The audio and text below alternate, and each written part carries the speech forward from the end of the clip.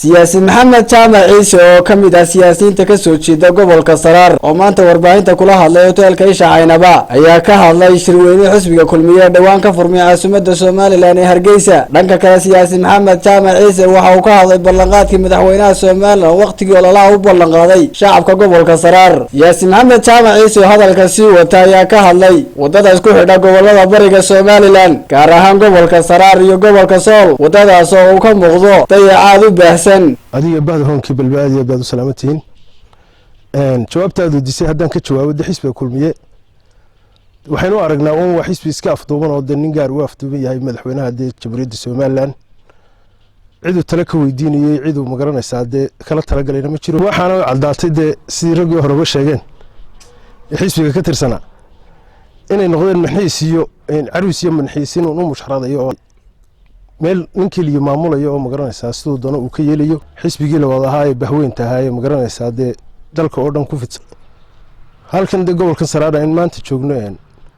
madaxweynaha jamhuuriyadda Soomaaliland mudane Muuse Biixi Cabdi xilligii uu kaambeey ku jiray wuxuu sameeyay ballanqaadyo badan ballanqaadada waxa kamid ahaa inuu darajada B gaarsiin doono gobolkan wuxuu kale u ballanqaaday inuu biyo macaan u soo saari doono reer Caynabana waxay dugsanayeen inta badan ama lagu kaambeyn gareeyay ama codka lagu bixiyay waxay wax qabad iyo ballanqaadkii madaxweynuhu maligu kaambeey ku jiray oo ballanqaaday maanta oo 3 sanadood la joogana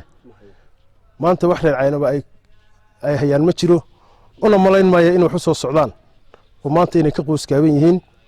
iyagana u talaadey markaa inay tashadaan reer gobolka iyo mujtamaca gobolka Saraar halka ay rajadooda iyo mustaqbalkooda ka raadin doonaan iyaga u tala waxa la yaab kale wax weeyaan madaxweynaha jamhuuriyadda Soomaaliland waa madaxweynihii koowaad ee dadkii doortay ku yiri farta dhexda ka qaniini doontaan halkay ka sugayeen mahad celin iyo waxqabad iyo horumar marka waxaan u malaynayaa reer Saraar inay kuwa liiska ku jiraan marka dalka horumarkiisii uu si gaabanayaa daran gaar ah baan u arkaa in laga fushanayo dalkan ee waxqabadkiisu aanu ahayn policy u degsan dawladda maanta jirta gobolada bariga ilaa Laascaanood ilaa meesha la yahay gobolka Togdheer Saraar Sool saddexda gobol ina wadadii isku xidhi jirtay maanta ay ka baxday meesha oo maanta waxaan ku dhibaatooyinka iyo shilalka iyo burburka wadadaas aad la yaabayso waxaan u maleynayaa madaxweynuhu isagu maalintii baa ugu dambeysay laakiin qolada wasiirada ah gobolada ka soo jeeda waxaan filayaa inaanay warbixinta u geeyay in goboladii bari adeegii ugu muhiimsanaa ee wadadu ee asaasiga ah inay meesha ka baxdayba inaanay u sheegin waxaan ugu baaqaynaa in wax laga qabto wadada u dhaxaysa Sool Sanaag iyo Saraar Sool iyo ma garanaysaa Togdheer iyo meesha la yahay Saraar isku xidha wadadaasi guud ahaan inay ka baxday meesha waxaan ugu baaqaynaa wadada in si degdeg wax looga qabto isu socodka gaadiidka waxa weey adeegga bulshada ee asaasiga ah wadadiina waxaan ku waxaad arkaysaa oo aad muuqata oo qof kasta oo soo mara dhibaatada uu ku qabo iyo gaadiidkiiba waxa laga qaadaa cashuur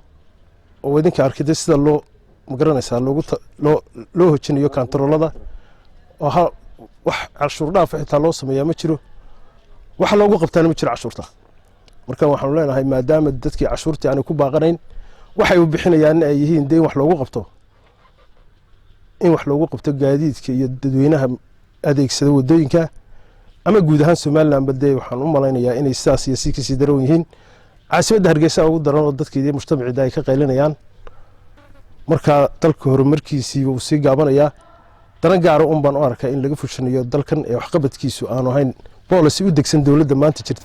Qadar Cabdiraxmaan Maxamed Qadar Hilaac wararka telefishinka caalamiga Sahan TV Caynaba.